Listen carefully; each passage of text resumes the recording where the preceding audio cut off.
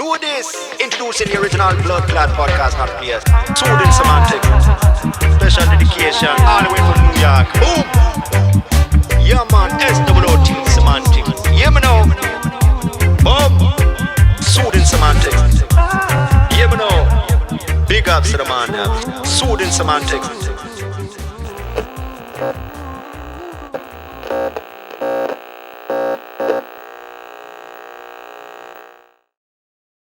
It is time, ladies and gentlemen. Have you been looking for luxury watches for quite some time, or have contemplated doing so, but you don't really know who you can trust and where the best prices are? Look no further. Time for Luxury has got your back. Make sure to check out the site.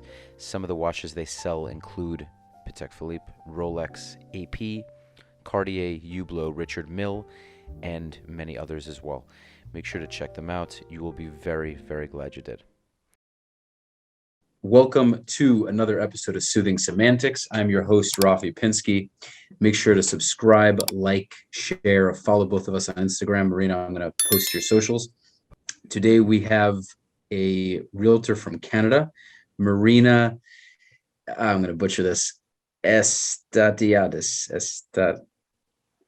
I'm giving you like an 8.5 out of 10 on that one. That was good. Really? Yeah, that was good. Okay. How do you say it? Estatiadis. Because you guys have like the... Yeah. Like I do you know Nikos Vertis, the singer? I do know Nikos Vertis. Yeah. So I like his music a lot. It's good. It's really nice. You're not Italian? I'm Jewish and Italian, but I grew up more on the Jewish side. So he does some songs with some very big Israeli singers, actually. Okay, yeah. Greek music, it sounds kind of similar. Right. So that's how I heard of him. And I was like, wow, that's really nice. Yeah. You know? Speaking of, quick question. Are you from Long Island? I'm from New York. Why, you hear like an accent? Yeah, a lot of my family's from Long Island. They just moved to Florida like 2 years ago, and you have the same accent. Yeah, so it doesn't always come out, but if I'm like very serious about something, or if I say walk, talk, ball, coffee, it comes out immediately. Yeah. So some people notice it right away, some people don't, but as soon as those like couple of words come out, they're like, New York. Yeah. I moved to Florida 3 years ago. It's the best. Everyone's moving to Florida now. It's crazy. Are you thinking about it as well? My family is, yeah. Wow. But it's hard for you because like you've been doing real estate there, so you have everything. You're kind of acclimated, right? For me, I would probably do like a back and forth type of thing. But my parents, they're hitting retirement. My mom doesn't work; she's a stay-at-home mom, and my dad is hitting retirement soon. So all of our family is in Florida. They're in Clearwater. Oh, nice. That's kind of far. That's pretty far up, but nonetheless. So big community though. Yeah, for sure. I mean, it's insane how many cars I see from California, from New York. As soon as I see the California plates, I'm like, guys, go back where you came from. Yeah. Because not to get political, but I don't want them to vote the same people in, you know what I mean, that they left for. Cali's a destroyed state right now. Oh, it's terrible, but it's such a beautiful state. That's the shame. Because it's like, it's just ruined, but it has so much potential. It's such a beautiful place to live. But anyhow, it is what it is. So what were you saying?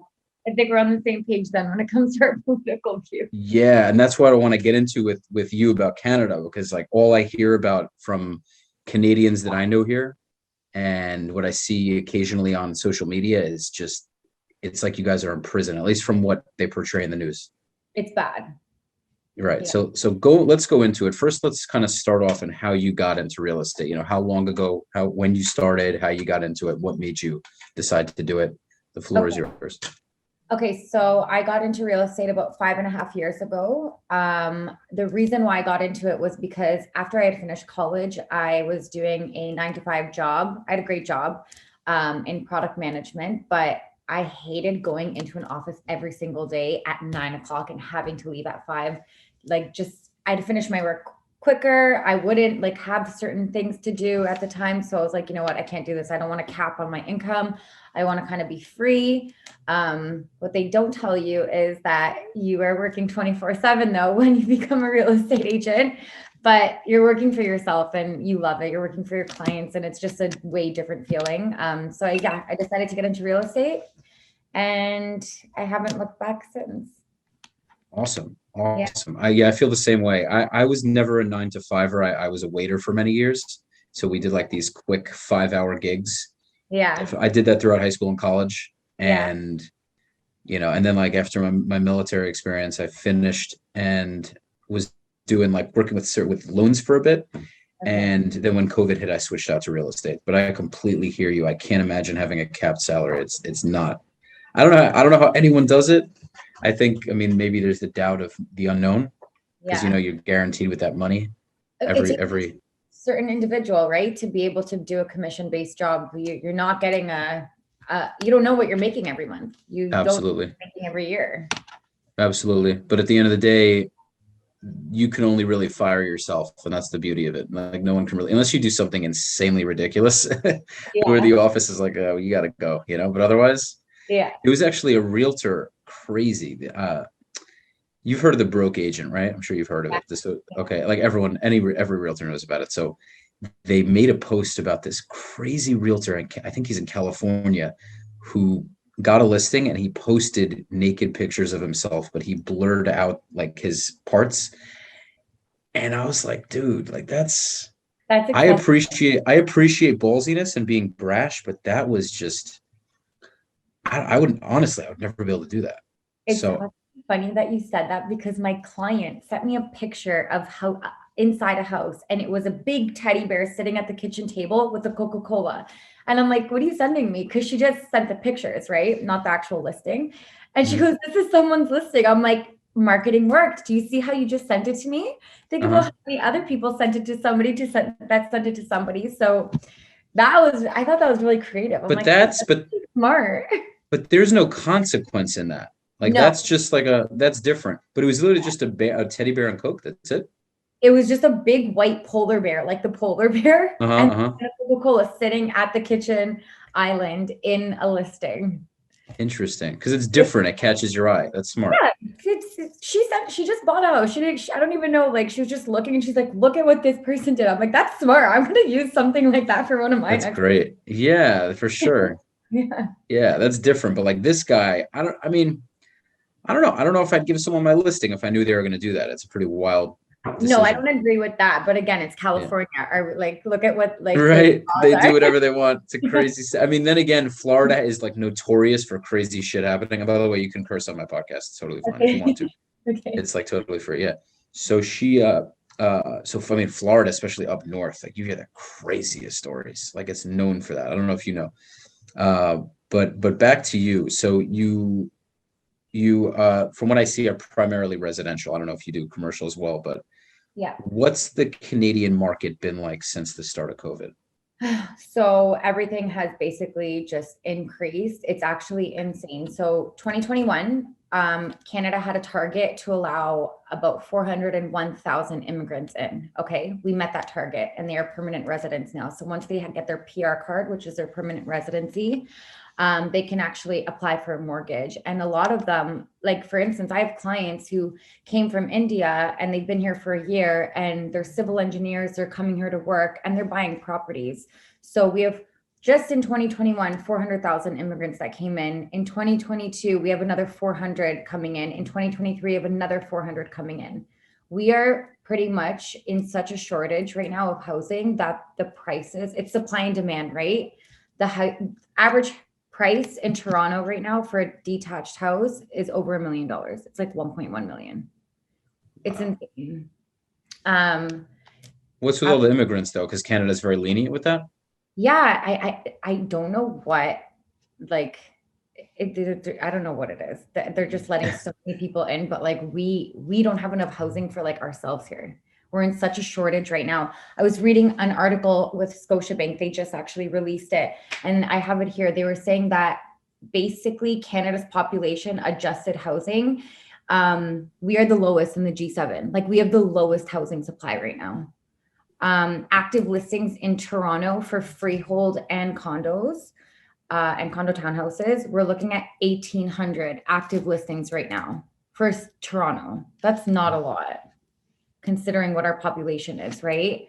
So What's the population of Toronto? Off the top of my head, I don't know. I can Google it. See, like let's do this real quick. I'm curious. Hold on. We have a lot of people in Toronto though. Yeah, I'm sure. Toronto population. And you know what's funny? I'm just gonna say this. When you guys say, everyone makes fun of you guys and says you guys say a boot. You guys say a boat, like as if there's a boat going in the water. So everyone, it's funny how you guys definitely say it differently, but you don't say it the way everyone thinks you say it. That's what I've realized. Maybe in Newfoundland they say it like a boot. What'd you say? Maybe in Newfoundland, like they say it like that, a boot. Oh, really? I have no idea. I know Canada like I know Nigeria. Like I don't know.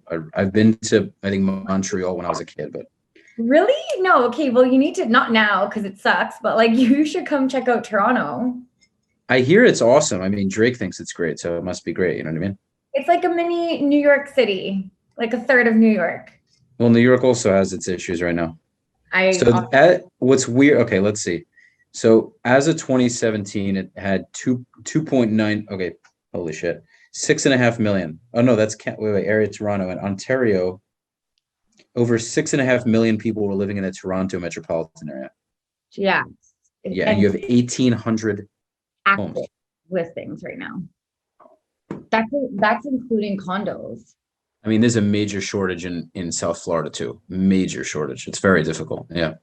Yeah. So what do you do about that? What do you do when you have buyers? I mean, it's so right now it's like a struggle because there's literally nothing that actually is worth viewing, right? And they want to buy and they have something to sell. If they sell, they're going to get a great return on their initial investment, but there's nothing that they can buy. So I would say a year or 2 years ago, it was easy to kind of like list a property and buy at the same time. You do it simultaneously. I can't say that word. It's easier to say than your last name though. I don't know. It's a hard word. Tongue twister.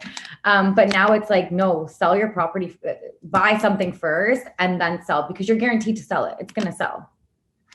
Everything is just selling itself at this point, honestly.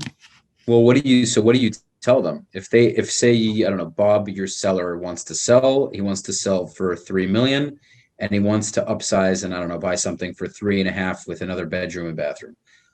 With the market how it is, he knows he'll get a great return on the sale, but he's worried that when he buys, like you said, he's going to buy something overly priced. Do you suggest that he rents for a period? Do you suggest that he still buys because mortgage rates are low, or maybe he'll buy cash, whatever it is? Like, what do you do with it?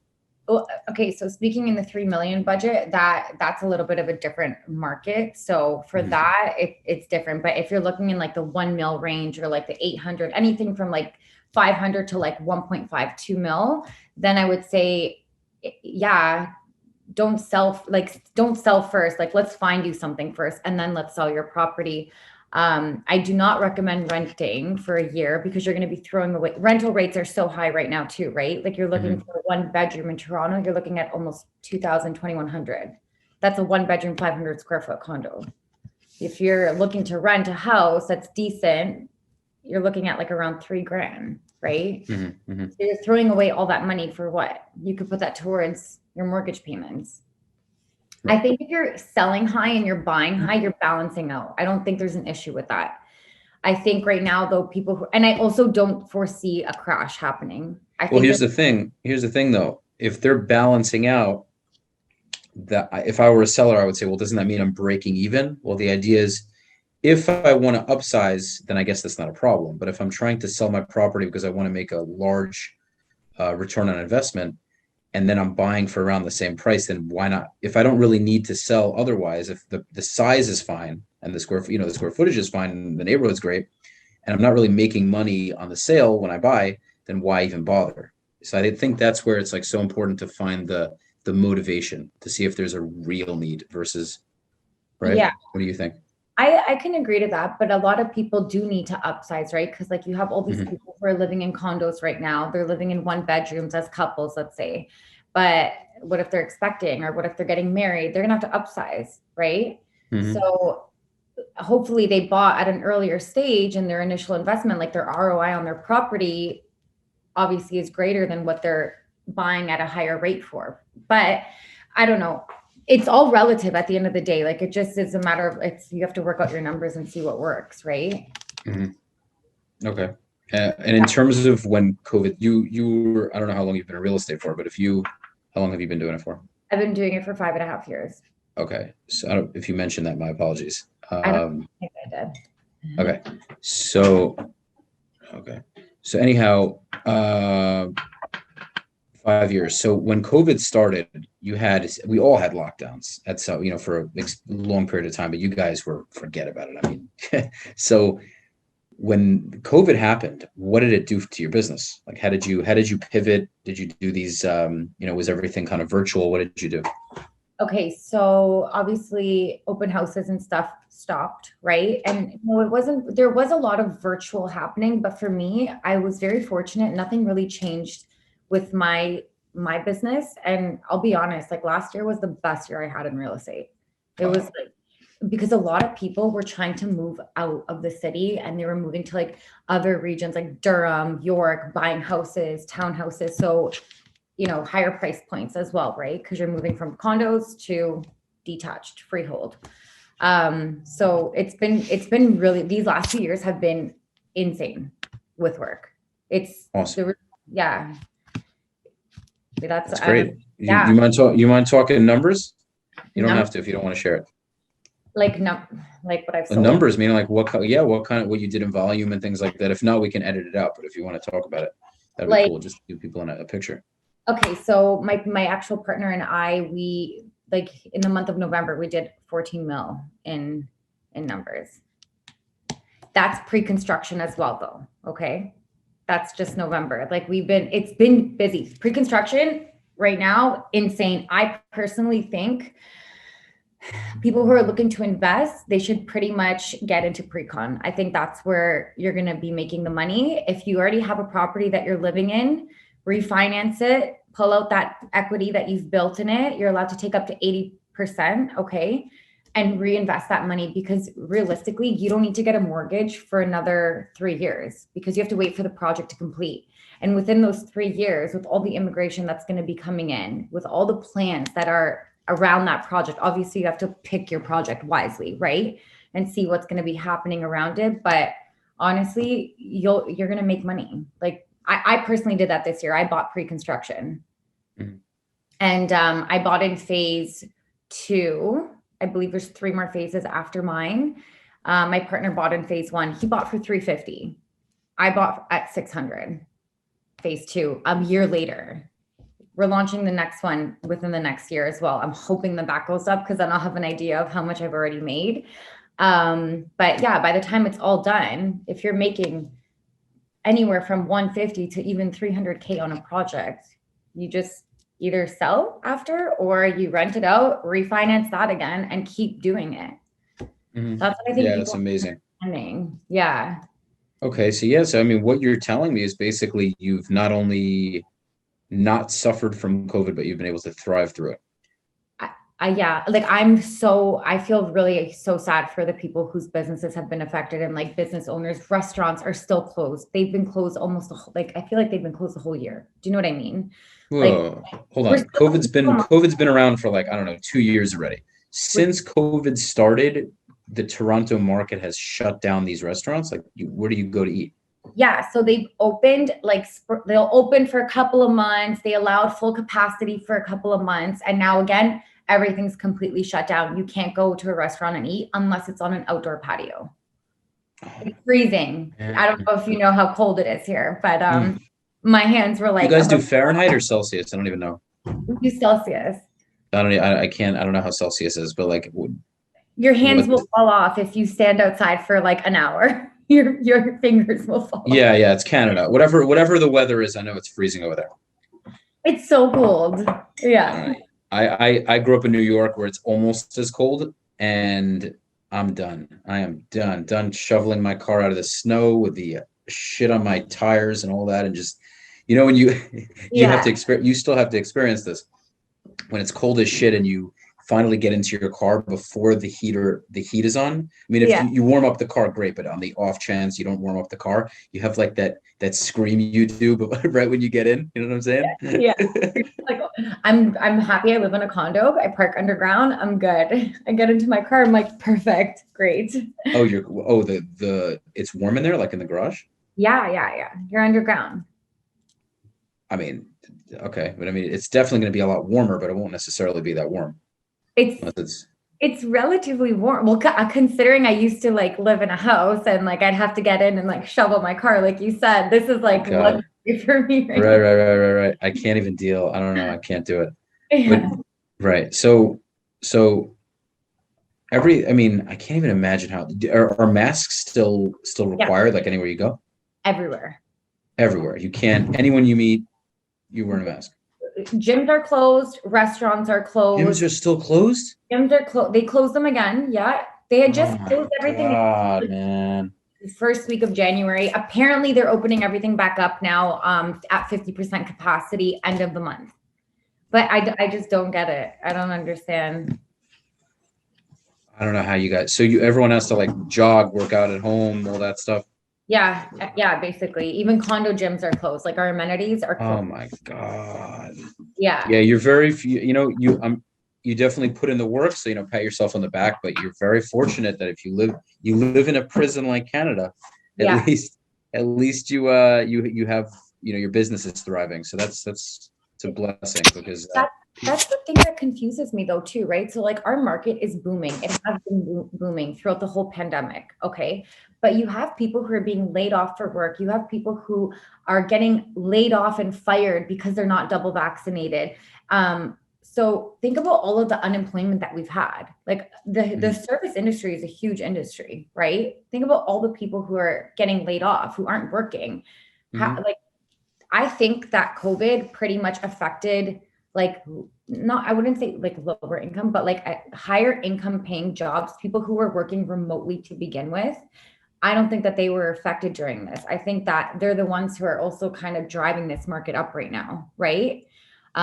Because then you have people who are getting laid off, like which is so unfortunate, but it's like they're not purchasing, they're not re-renting somewhere else. Do you know what I mean? So well, who's that's kind of how it works. Unfortunately, like in any society, the poorer people get the bad end of the stick because they yeah, don't have the means and the resources and the options to go and do different things, right? So if it's you're like a wealthy person, what? middle class too. Like I wouldn't say poor. Yeah, middle class also. Yeah. So if Yeah, you're living above your means, meaning your expenses are far lower than your income, then if you need to, I don't know, if a city is in a terrible position, you can move out to the burbs. If you yeah, need to move to a different state, you can do that. yeah, If you're on a lower income, you just don't have the option. So yeah, I'm not gonna get all conspiracy theory on you. I'm not really much of a conspiracy theorist, but all this mandate shit, this closing down. I live in Florida. Like you'll see people with masks, but most people are not wearing masks, especially in the street. yeah, It it's just it's very simple. There's no mask mandates. There's no vaccine mandates. You want to get vaxxed, go ahead. You want to wear a mask, go ahead. With the exception of very few places will require it, yeah, but it's not really required anywhere. My gym is free. Like we can go, I can do whatever I please. It's fully, at yeah. capacity. You can't even go on a plane here if you're not double vaccinated. You can't leave the country. There's no way to avoid that. I think if you drive to Buffalo and then fly out from Buffalo, but I think even at the border, they're asking you if you're double vaccinated and for proof of vaccination. Yeah, so just like imagine that. Imagine that. You're That's stuck. hard. Yeah, Oh, that's so annoying. and it's so funny because like they're closing the gyms, okay? But the LCBOs, like our liquor stores, are open. They have never shut down. Our cannabis stores have not shut down. So Doesn't that make you wonder a little bit? 100%. It's like, you know how many suicides we had this year and how many people have like died from just like mental health in general, like or Yeah, this stuff is killing people from all the mental fuckage it's doing. I mean, like exactly. that's funny though. So the liquor stores and bud stores are open, Yeah. but the other things aren't. That's interesting. So that makes, excuse me, that makes me wonder. Like that's very strange. Right? Everyone's getting, yeah. I mean, anyone who's not in a good position financially, they're probably having a tough time in their relationship as a result. They're probably drinking, which is making everything worse. It's just a downward spiral. Yeah. And I mean, listen, there are people who benefit from this. There are people who benefit from this. You know, I mean, you can go through the whole, I don't want to go too much down a rabbit hole because I want to stay in real estate, but I mean, like therapists are probably making a killing, you know, pharmacists are making a killing, doctors, you know, with all these medications that probably antidepressants and who knows what. Yeah. I can't even imagine. I mean, there's a lot of, so wow, it's pretty wild. Yeah, I'm really happy I live in Florida to say the least. Yeah. Yeah. Mhm. You don't have to So, rub it in. Don't worry. Like, okay. No, I'm joking. oh, I mean, I don't even have to rub it in. It's just like it speaks for itself. Yeah, it's No, great. Canada's it's so unfortunate. I used to love this city so much. Like I was a diehard Torontonian and now I'm just like I'm so over it. I'm so over our prime minister, everything. It's just Yeah, it seems like he's getting a lot of smoke. So, like, but I mean, quite frankly, you don't really have a remote business, meaning you can do things remotely like any realtor, but you've built up your client base there. So, like, you're not to go somewhere else and start a whole thing. That's probably not exactly a. yeah. If I were to take the Floridian route, I would probably just open up like a family business or something like that. I Well, what would do you mean by family? But like, what kind of family business? Well, because you could in Clearwater, there's neighborhoods where you can find homes for like 200K and they're like gut jobs. You can gut them, flip them. You know what I mean? Oh, so you're saying to like I would say real to estate. pivot into like much more of investment. Okay, right, Yeah. I hear you. I love investing. I love everything about investing. It sparks so much interest in me when people talk about anything investment wise or how to Yeah, I quite frankly don't have a lot of experience in it because I've only been a realtor for about a year and 4 months. okay. You know, so I'm definitely going to get heavily into it. I've made amazing connections with this podcast. I mean, I know some very big players, and some of them are very young. Like I know this one guy. You should check him out. His name is Alun Avgi. Okay. Uh, so he is 25, and he's got. I mean, at this point, he's probably got like 50 million in real estate. Wow. And yeah, he's a total the dude's a beast. He's got. I mean, he's partnered on a bunch of deals, but quite frankly, very transparently, dude's 25 years old. He's a multimillionaire. 25 years old? Yeah. Yeah. But when you see his content, he's very mature. He doesn't like, yeah. He has a whole team of guys. He's got his office. He's very outgoing. He's a brilliant dude. So his goal is to have $1 billion worth of stuff at 30. And That's he's just buying property left and right. He's going to Texas. He's going to Ohio. He's going to Detroit. He's just buying commercial, buying residential, multifamily. He's just constantly buying. And I'm like, fuck, like I'm turning 28 in 2 days. And I'm like, damn, this dude's running circles around me. But then I take it back and I'm like, bro, relax. You got into real estate when you got into it. This is what it is. And I'm yeah. going to get to where I need to be. Like I'm extremely focused. Yeah. But when you meet people like that, it's so inspiring because it's like, damn, they're just Just keep there are pushing. levels to this. Keep pushing through. I'm telling you, if you want it and you're hungry for it, it's so rewarding, this industry. Like Yeah. first 3 to 4 years, you're gonna want to give up. Sometimes you're gonna be like, I can't do this anymore. Like but you know what they say, it takes 5 years to start seeing good numbers and a I good return. really don't have I really don't have a doubt about it. This business is such a fit for me. Yeah. Sales is I was doing commissions before this for a year and a half. Yeah. I have no problem with the cold calls. I make tons of cold calls every day. I don't give a damn about rejection. I'm Yeah. very used to it, very comfortable with it. So it's for me, it's just the most difficult part is the frustration with the lead generation. It's like I just got a listing yesterday. So that was awesome. That's Yeah, amazing. so that was great. Most of my transactions have been listings, and Yeah. most of them were cold calls. Like most of them were just random people. So what do you mean are you using like a CRM system or anything to like get Yeah. So have you heard of Vulcan 7? No. So I don't know if they have it in Canada, but it's a dialer CRM kind of thing. So Okay. they're pretty much the top here in America. I don't know what you guys use. I don't know if you guys have Mojo or whatever it is. I've heard of Mojo. Right. Yeah. So Vulcan's awesome. They have the most accurate numbers. So I do that. I make my calls, and yeah, most of my clients have been from calling random people. So I'm continuing to do that every day. That's amazing. Yeah. So I know it'll take off. So far, it's been a good run. You know, I got rookie of the Yeah. year at my office, so that was nice. Yeah. So I just got to keep plugging, you know. But I just want to obviously have these conversations with you, and definitely looking forward to you sending me all the people that are running away. You know. You're in Miami. Yeah, I'm in Aventura, which is like the northernmost part of Miami, but I'm right near all of, like, you know, downtown Brickell, the city, like all that.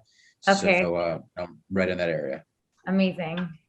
So yeah, but it's really, thank God it's picking up. I have some serious buyers. I have 3 buyers now, and they're all willing to spend a few million on a property. So the problem is the shortage. Like, they're all serious and Yeah. ready to buy ASAP, and that would be I mean, we're talking, each of them are, you know, that's a nice amount of money right there.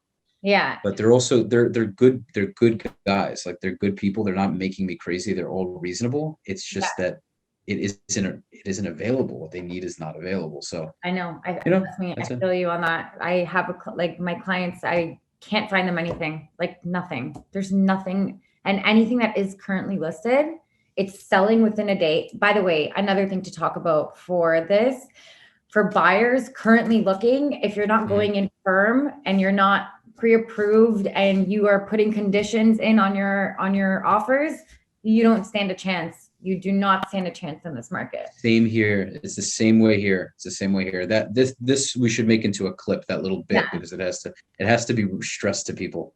Yeah. It really has to be stressed to people. Oh, but Rafi, you think we should go in, like, I don't know, 20K under? Are you out of your mind?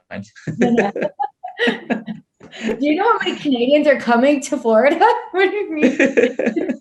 And they have on the broke agent. I love these memes. I love, like, these posts, just, you know, exactly about that. Yeah. Like, I don't know, like a buyer's agent jumping off a bridge or something, when they say, like, oh, could we just like put in an offer 10K under ask? You know? Yeah. Some hilarious thing like that. Yeah. Yeah. That shit is my saving grace. Like, when I look at these memes, I'm like, oh, that's so relatable. That's amazing. Yeah. That's funny. Yeah, indeed. So I'm thinking, is there anything else that you were thinking of discussing that you wanted to maybe mention to people? Anything I would, in particular? yeah. So for anyone who's trying to get into real estate in Toronto or the GTA, look, talk to somebody, like talk to a mortgage person, obviously, get your numbers in line before you start looking, and just have, like, you have to be optimistic. Like, at this point, it's all about patience and timing. Like, there's nothing that we can do. There's literally no listings available. And if you own a property already, I would really consider refinancing your property and maybe reinvesting into something else, because the banks did announce that rates are going to be going up, not by much. I think it's like 0.5 point or something. That might do a little bit of a correction, but I doubt it. I think that once February hits and more houses come on the market, everyone's going to just start getting back into it, and, like, they're going to start doing the whole buying process again. Buying, selling. And yeah, for buyers, it's like, just be prepared. You can't. I wonder. Oh, sorry. Keep going. Yeah, you can't go in on an offer conditional. Like, you just will not stand a chance. Like, if you're a buyer and you're putting conditions in on your offer, save yourself the time, the energy, the headache, the sadness, you know, of missing out, because you're not going to compete with 20 other offers who are probably all firm. It's like, the funny thing is knowing when an offer is not going to get accepted, and you write, and this is the thing. So I try to avoid doing that. That's why I try to really communicate this with my client. But you also don't know for a certainty. So you'll find yourself putting in an offer where, you know, 96% of a chance of it not getting approved. Yeah. And, you know, you're just spending your time putting in an offer that's so unlikely to get approved. But, like, what are you going to do, right? Because it might be a pretty solid offer, but based on the property, based on its value, how it looks, you know that it's in such high demand, your buyer has no chance. You have to put it in, because right. Exactly. Like, what if it does get accepted? This is going to go for over $1 million, guaranteed, and then it comes back and it sells for 980, and that was within their budget, and you're just like, then you're fired. Right. You're done. Right. Right. No, you have to do it. Yeah, you obviously have to do it, but, like, you have to do it. Right. But you have to at least guide them too and just say, listen, I think this is what you show them the Just comps. grab them by the shirt, Marina. You're just like, listen to me. Listen. I've been doing this for 5 years. You know what though, agents They're like, okay. yeah, they're like, okay, fine. No, some agents are really awesome. Like I'll call them, like if they're the listing agent and I have the buyer, and I'll be like, listen, let's not waste each other's time here. Just tell me what you're thinking. Like, what number are you thinking? And they're like, this. I don't want to waste your time. I'm like, thank you so much. Thank you. And like, but then you have like the old school, like agents that are old school and they're like, oh, I can't disclose that. I'm not sure. And I'm just like, buddy, just tell me so I know, so I don't waste your time or my time. But it is what it is. I don't know. Yeah. At the end of the day, like all the headache, I don't know, for all the headaches worth it. It really is. It's stressful. Totally is. It's just like, yeah, the pros far outweigh the cons. It's so stressful. I stress for my clients. Like when I'm putting an offer in, I'm like I get anxiety. I'm like, oh my God, I'm nervous. I have a feeling like we might get it. You do little tips too. Like you'll get a bank draft ready. So a lot of people don't have a bank draft when they're putting an offer in, right? If you have your bank draft, you're showing like, hey, I'm committed. I'm like a solid buyer right now. I'm not going anywhere. The second you sign that paper, draft will be in your hand, right?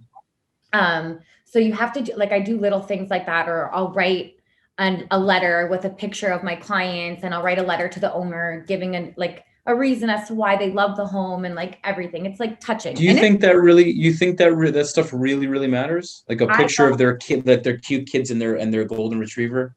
It really 1000% works. It does. I got my clients an off-market property and I got it for them. I would say anywhere from like 50 to 80K under market value. So the listing was terminated. It didn't sell on offer night because the seller wanted over 800K for it. Okay. Had he listed it now, he would have gotten probably 9. Okay. So I called the agent. I said, listen, I have buyers for you. Talk to your client. So we did it off market. They got it for $755. And we wrote this whole letter. And the seller was actually going through a divorce. So we wrote a letter and they're like expanding their family, et cetera, put a picture of the baby and everything. They want to grow their family more, need a bigger space. And he met us, actually accepted our offer. The house next door, I think 2-3 weeks later, sold for like 800. So we got it $755. They already had made 50K off of their purchase within the first month. And he was like, guys, you have no idea. I was bawling my eyes out when I was reading that letter. Like, that's why, because he was going through divorce. That was the house he raised his kid in.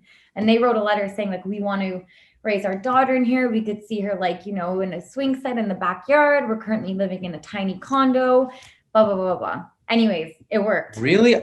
I just feel like wow. Okay. No, I'm going to try it. I did it before. I have done this before. It still didn't get accepted.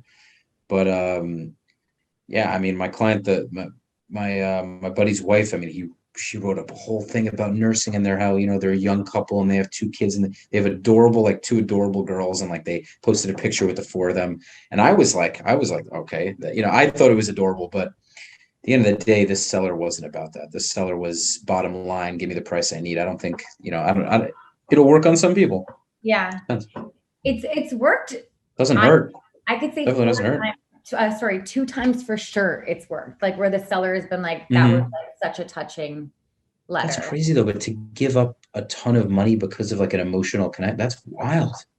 It's psychology, right? Like something. Yeah, but then again, this whole business is about that. This whole business is mind. Like most of this business for realtors to succeed is mindset. Yeah. Then earning your client's business is so much more about who you know and how much they like you than it is. And we have to admit this. Of course, being a stellar agent is so important. But like, you have people who are hiring their daughters or their sons who have jack shit experience in real estate just because they're their relatives. Right. Yeah. So it really proves that at the end of the day, as much as we want to say maybe it's not the case, connections are connections. Who you know is often even more valuable than what you know. So yeah. The best is to have both of those things. You shouldn't rely on either one.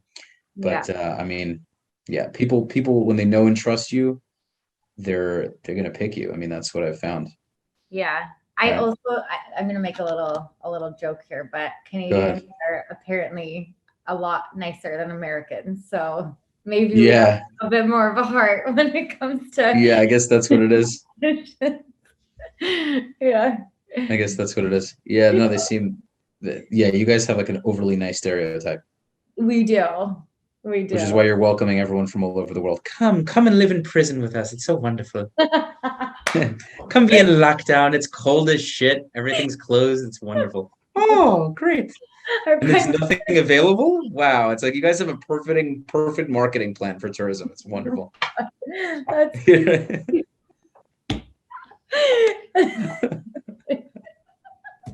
yeah. Yep. Fucking skilled that. I'm very proud of myself. Thank you. That was really good. That was really Thank good. Thank you. Thank you. Appreciate you. Okay. Well, this is like a perfect opportunity for me to wrap this up.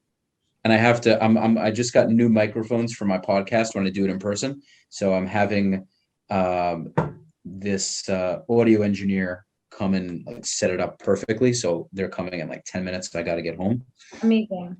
Yes. So I'm stoked. I mean, I went from $40 microphones to $400 microphones. That's So amazing. yeah, made a huge upgrade. I got the best microphones on the market. So I'm stoked. I can't wait to use them because my last two in-person episodes, unfortunately, the mic quality like got fucked up and like it really annoyed me because I take this stuff so seriously. Yeah. But it is what it is. You know, shit happens. Yeah. I'm glad I was able to get them on there too, like awesome guests. You should check it out.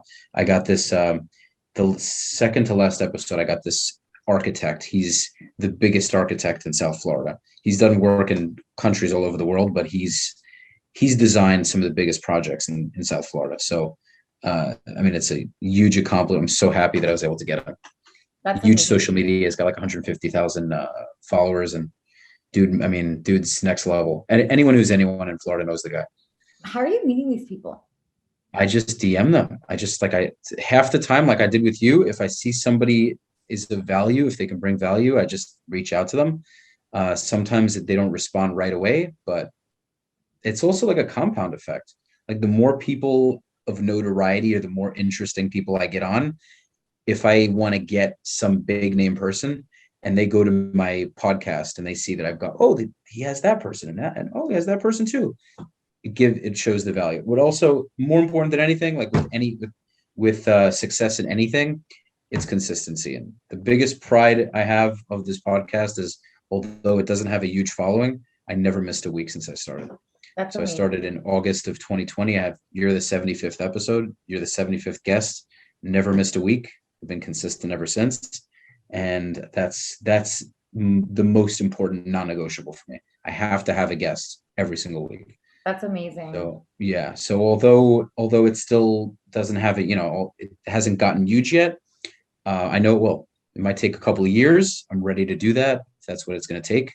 I'm pretty confident it's not going to take that long because I have some pretty big plans, and hopefully it'll happen sooner than later. Are you only putting realtors on here? I got a lot of realtors on here. You're not the only one. No, I know, but is it a podcast for like any type of person? Like it's open to anything. It's a lot of real estate, but it's open to anything. If you have it, I should connect you with my girlfriend. She lives in Miami now. She just moved there from Canada. She just sang for the Panthers, the national anthem. And she was like with Flo Rida and 50 Cent the other day. And she went to Florida to start singing. And like, oh shit. I messaged her the other day and I'm like, babe, like from what you started to like what you're doing now, like I'm so freaking proud of you. I'd love to connect you two and you can maybe get her on and she can tell you her whole story, how like I'm down. That sounds awesome. Yeah, set it up. That would be awesome, Marina. Thank you. Yeah. Perfect. Okay, so let's wrap it up because I gotta head home for the mics. Okay. Marina, thank you so much for coming. It was a pleasure. Thank you for everything you shared. I hope everyone got a lot of value. And I mean, enjoy prison for as long as you can. No, but keep killing it. I wish you lots and lots of success. I hope you keep doubling and tripling your business. And obviously, if you're in, I quite frankly do not plan on making a trip to Canada. I would if it was more open and free, but it is what it is. But if you're in South Florida, let me know. And again, I'll drop your social. So guys, make sure to check out Marina's Instagram. If you, what other socials, that do you have any other things you'd want people to check out? By the way, I saw you had a YouTube, but you didn't start it yet. So I couldn't find it.